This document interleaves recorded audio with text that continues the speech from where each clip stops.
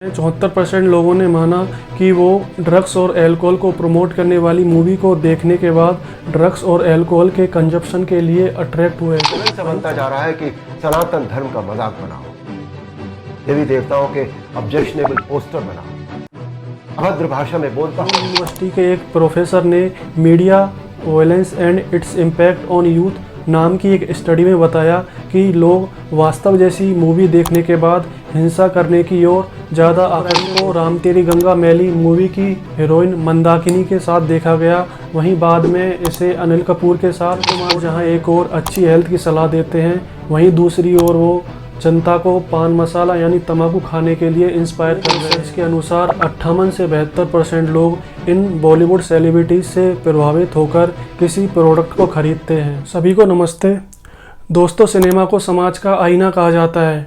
Cinema की movies में acting करने वाले एक्टर्स को लोगों द्वारा और यंग जनरेशन द्वारा फॉलो किया जाता है। यंग जनरेशन इनके खान पान को, इनके व्यवहार को, इनके स्टाइल को, यहाँ तक कि इनके बोली चाली को भी फॉलो करते हैं। कुछ लोग इन्हें अपना आदर्श तक मान लेते हैं। लेकिन क्या हो अगर ये एक्टर्स मूवीज़ के माध्यम से गैंगस्टर कल्चर को और ड्रग कल्चर को प्रमोट करते हो, साथ ही इनके दाऊद इब्राहिम जैसे लोगों के साथ पर्सनल और बिजनेस लिंक्स हो, पैसों के लिए ये फेक प्रमोशन करते हो, लोगों की हेल्थ के साथ खेलते हो, साथ ही सिनेमा जगत में casting couch gang, nepotism gang और अर्बन नक्सल्स जैसे गैंग चलते हो, साथ ही ये भारतीय संस्कृति और श्रेष्ठ पूर्वजों को मूवीज़ में उनका अपमान करते हो और गलत तरीके से दिखाते हो।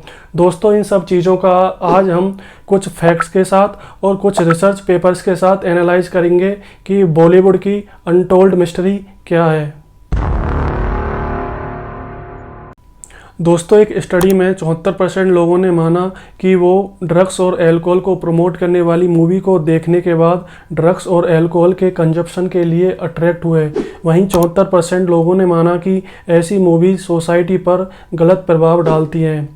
अभी करण जौहर की एक रेप पार्टी में कुछ बॉलीवुड एक्टर्स को ड्रग्स लेते हुए नशे की हालत में देखा गया था, जिनमें दीपिका पादुकोण, वरुण धवन, विकी कौशल और अर्जुन कपूर जैसे बड़े बड़े स्टार्स थे।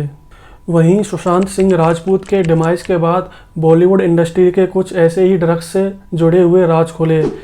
कुछ एक्टर्स की बात करें तो 1982 में संजय दत्त को, 2001 में फरदीन खान को, 2013 में ममता कुलकर्णी को उनके हस्बैंड के साथ केन्या में, 2020 में रिया चक्रवर्ती को और भारती सिंह को अरेस्ट किया जा चुका है। वहीं 2021 में शाहरुख खान के बेटे आर्यन खान को ड्रग्स के केस में अरेस्ट किया जा चुका है। 2022 में शक्ति कपूर के बेटे सिद्धांत कपूर को अरेस्ट किया गया था। इस सब से आप अंदाज़ा लगा सकते हैं कि क्या ऐसे एक्टर्स भारतीयों को इंस्पायर कर सकते हैं।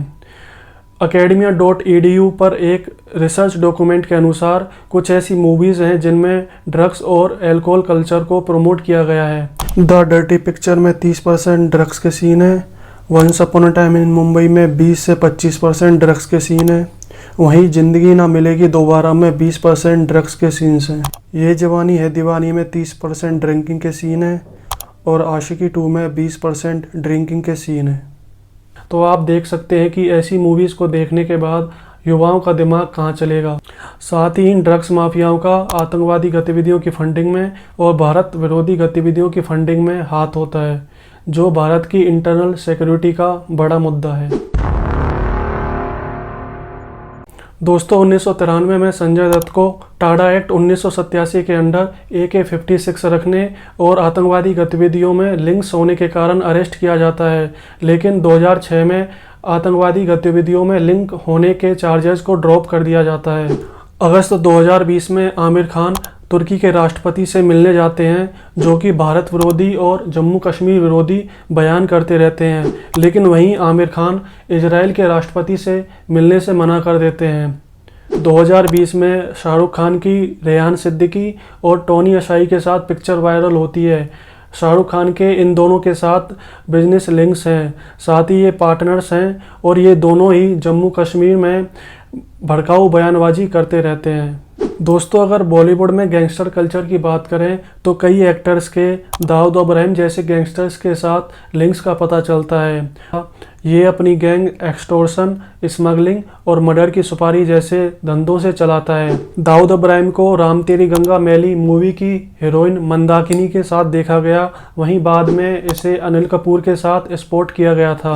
2002 में मोनिका बेदी को 1993 बॉम्बे ब्लास्ट के मुख्य आरोपी अबू सलीम के साथ अरेस्ट किया गया था। दोस्तों, बॉलीवुड में गैंगस्टर कल्चर की बात करें तो 1950 से 1970 के दशक तक हाजी मस्तान, करीम लाला जैसे गैंगस्टर्स हुआ करते थे। ये लोग अपनी ब्लैक मनी को वाइट मनी में कन्वर्ट करने के लिए बॉलीवुड की मूवीज़ को प्रोड्यूस करते थे। जैसे दाऊद गैंग के छोटा शकील ने चोरी चोरी छुपके छुपके मूवी को नजीम रिजवी के माध्यम से प्रोड्यूस किया था। वहीं कुछ मूवीज जैसे Satya, Vaastav, once upon a time in Mumbai, Agneepath जैसी मूवीज गैंगस्टर कल्चर को प्रमोट करती हैं। दीवार मूवी में अमिताभ बच्चन का रोल हाजी मस्तान के रोल पर आधारित है। 2002 की कंपनी मूवी में छोटा राजन और दाऊद के कैरेक्टर को डिपिक्ट किया गया है। एक स्टडी के अनुसार 53 से 84% लोगों ने माना कि वो वॉयलेंट मूवी देखने के बाद फिजिकली वॉयलेंट हो जाते हैं। वहीं 38 से 72% लोगों ने माना कि वो वॉयलेंट मूवी देखने के बाद मेंटली वॉयलेंट हो जाते हैं। वहीं दूसरी ओर लखनऊ यूनिवर्सिटी के एक प्रोफेसर ने media violence and its impact on youth नाम की एक स्टडी में बताया कि लोग वास्तव जैसी मूवी देखने के बाद हिंसा करने की ओर ज़्यादा आकर्षित होते हैं। दोस्तों, न्यूडिटी और वल्गैरिटी यानी नग्नता और अश्लीलता की बात करें तो आजकल की बॉलीवुड की मूवीज़ को अपने परिवार के सदस्यों के साथ बैठकर नहीं देख सकते। अगर नग्नता और अश्लीलता इतनी ही ज़रूरी है तो साउथ की मूवीज़ कैसे चल जाती हैं। बॉलीवुड में कुछ लोग कपड़े उतारने पर तुले हुए हैं, जैसे रणवीर सिंह, मिलिंद सोमन ने हाल ही में न्यूड फोटो शूट किया है। वहीं उर्फी जावेद जैसे लोग बेहुदा कपड़े पहनकर फैशन शो दिखाते हैं। महेश भट्ट जैसे बूढ़े लोग दो शादी होने के बाद भी अपनी बेटी से शादी करने की इच्छा रखते हैं और जिसकी अपनी बेटी के साथ ही लिप लॉक किस करते हुए की फ़ोटो वायरल हो जाती है। दोस्तों, बॉलीवुड में आइटम सॉन्ग के नाम पे भी वल्गैरिटी और न्यूडिटी चल रही है। गाना चल रहा है हरे राम हरे कृष्णा हरे राम और सीन में अधनंगी इंग्लिश लड़कियां डांस कर रही हैं। ऐसे गानों की वजह से महिलाओं का ऑब्जेक्टिफिकेशन भी बढ़ा है। बॉलीवुड एक्टर्स की पैसों की भूख की बात कर लेते हैं। कोबरा पोस्ट ने एक स्टिंग ऑपरेशन कंडक्ट किया था जिसमें कुछ बॉलीवुड एक्टर्स को फेक प्रमोशन के बदले पैसे देने के लिए कहा गया था, तो मैक्सिमम लोगों ने फेक प्रमोशन करने के लिए हाँ बोल दी थी। इस स्टिंग ऑपरेशन की लिंक डिस्क्रिप्शन में मिल जाएगी। अभी हाल ही में सुकेश चंद्रशेखरन, जो कि एक्सटॉर्शन का बिजनेस चलाता है, इसके लिंक्स नूरा फतेही और जैकलीन फर्नांडिस जैसी बॉलीवुड एक्ट्रेसेस के साथ देखे गए हैं। अभी हाल ही में विमल पान मसाला की कंट्रोवर्सी हुई थी जिसमें शाहरुख खान, अजय देवगन और अक्षय कुमार तीनों ही पान मसाला की ऐड करते हुए देखे गए थे। अक्षय कुमार जहां एक और अच्छी हेल्थ की सलाह देते हैं, वहीं दूसरी ओर वो जनता को पान मसाला यानी तंबाकू खाने के लिए इंस्पायर कर रहे हैं। यह इन लोगों का दोगलापन है जो पैसों के लिए कुछ भी कर सकते हैं। एक रिसर्च के अनुसार 58 से 72% लोग इन बॉलीवुड सेलिब्रिटीज से प्रभावित होकर किसी प्रोडक्ट को खरीदते हैं। अब दोस्तों, बॉलीवुड में चलने वाली कुछ गैंग्स की बात कर लेते हैं। सबसे पहली है नेपोटिज्म गैंग।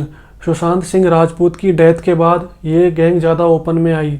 बॉलीवुड के कुछ बड़े प्रोडक्शन हाउस जैसे यशराज चोपड़ा, करण जौहर, विधु विनोद चोपड़ा ही डिसाइड करते हैं कि बॉलीवुड में किसका फ्यूचर बनेगा, किसका नहीं बनेगा। इनके बच्चे ज़्यादा टैलेंटेड नहीं होते हैं, फिर भी इनको मूवीज़ दी जाती हैं। वहीं आउटसाइडर टैलेंट को अलग ही देखा जा सकता है, जैसे राजकुमार राव, मनोज वाजपेयी, के मेनन, नवाजुद्दीन सिद्दीकी आदि आदि। दूसरी है अर्बन नक्सल्स गैंग। ये गैंग भारत विरोधी होने के लिए हमेशा तैयार रहती है। कोई घटना होने पर ये लोग प्लाकार्ड्स और पोस्टर्स लेके एक तरफा तरीके से खड़े हो जाते हैं। और तीसरी है कास्टिंग काउच और प्रोस्टिट्यूशन गैंग।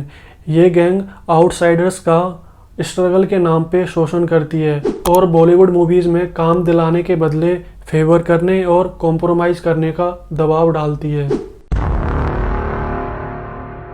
दोस्तों, भारत की हिस्ट्री और कल्चर पर बनने वाली बॉलीवुड की मूवीज़ किसी ना किसी कंट्रोवर्सी में फंस जाती हैं, जैसे कि पद्मावत, पृथ्वीराज चौहान। अभी हाल ही में श्री राम को आधार बनाकर बनाई जाने वाली मूवी आदि पुरुष का टीजर रिलीज हुआ। इस मूवी में किरदारों के इस्लामीकरण का आरोप है, जैसे हनुमान जी के लुक को एकदम मौलवी जैसा लुक दिया गया है, वहीं रावण का लुक बाबर जैसा दिखता है, जिसके बड़े बाल ना होकर मॉडर्न स्पाइक्स जैसे बाल हैं। सीता माता के भी लुक को एकदम मॉडर्न लुक दिया गया है। श्री राम को चमड़े के जूते पहने और वस्त्र पहने दिखाया जाना जैसे कुछ सनातन परंपरा से छेड़छाड़ करने के आरोप हैं।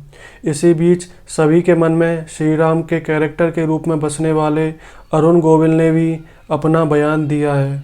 रामायण, महाभारत, श्रीमद् भागवत जैसे जितने भी ग्रंथ हैं, शास्त्र हैं, ये हमारी सांस्कृतिक और धार्मिक धरोहर है। ये हमारी संस्कृति है, ये हमारी जड़ है। सारी मानव सभ्यता के लिए ये नींव के समान है।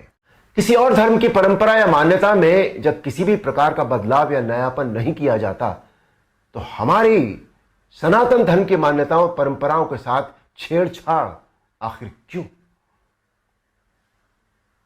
आजकल ये चलन सा बनता जा रहा है कि सनातन धर्म का मजाक बनाओ, देवी देवताओं के ऑब्जेक्शनेबल पोस्टर बनाओ, अभद्र भाषा में बोलता हुआ दिखाओ। आखिर किसने अधिकार दे दिया कि कोई हमारी धार्मिक आस्था से छेड़छाड़ करे या हमारी भावनाओं को ठेस पहुंचाए? जबकि साउथ इंडियन फिल्म इंडस्ट्री की मूवीज़ में ऐसा नहीं होता है। आरोप है कि ये मूवीज़ किसी एजेंडे का भी पार्ट हो सकती हैं, क्योंकि तक बाबर और अकबर जैसे मुगलों को ग्लोरीफाई करने के लिए 30 से ज़्यादा मूवीज़ केवल बॉलीवुड में बनाई जा चुकी हैं। दोस्तों, मीडिया भी ऐसे लोगों को सपोर्ट कर रहा है। मीडिया में दिखाया जाता है कि कौन सा एक्टर एयरपोर्ट पर स्पॉट हुआ, कौन जिम जा रहा है, कौन डांस क्लास जा रहा है, तैमूर ने आज क्या खाया, तैमूर ने आज क्या पहना।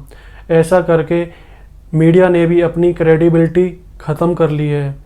दोस्तों, भारतीय सिनेमा का यूज़ भारत की सॉफ्ट पावर के रूप में किया जा सकता है, जैसे भारत की हिस्ट्री, कल्चर, आर्ट, लिटरेचर और डाइवर्सिटी को पूरे विश्व में भारतीय सिनेमा के द्वारा प्रमोट किया जा सकता है। जैसे कि हॉलीवुड की मूवीज़ में होता है, वहाँ की मूवीज़ में देश और उसकी आर्ट और कल्चर को कमतर नहीं दिखाया जाता है, बल्कि साइंस और पॉलिटिकल पावर दिखाई जाती है। मूवी में हीरो किसी ऑफिस में बैठकर या किसी मिशन पर जाकर पूरे विश्व को बचाने की कोशिश करता है। वहीं दूसरी ओर बॉलीवुड का ध्यान रीमेक बनाने पर है, आइटम सॉन्ग्स बनाने पर है, लव स्टोरी पर है, लेकिन भारत की हिस्ट्री, आर्ट और कल्चर और लिटरेचर पर बॉलीवुड का ध्यान नहीं है। तो दोस्तों, ये थी बॉलीवुड की कुछ अनटोल्ड स्टोरीज़। अगर वीडियो इन्फॉर्मेटिव लगी हो तो वीडियो को लाइक कर दें और चैनल को सब्सक्राइब कर दें। धन्यवाद। जय भारत।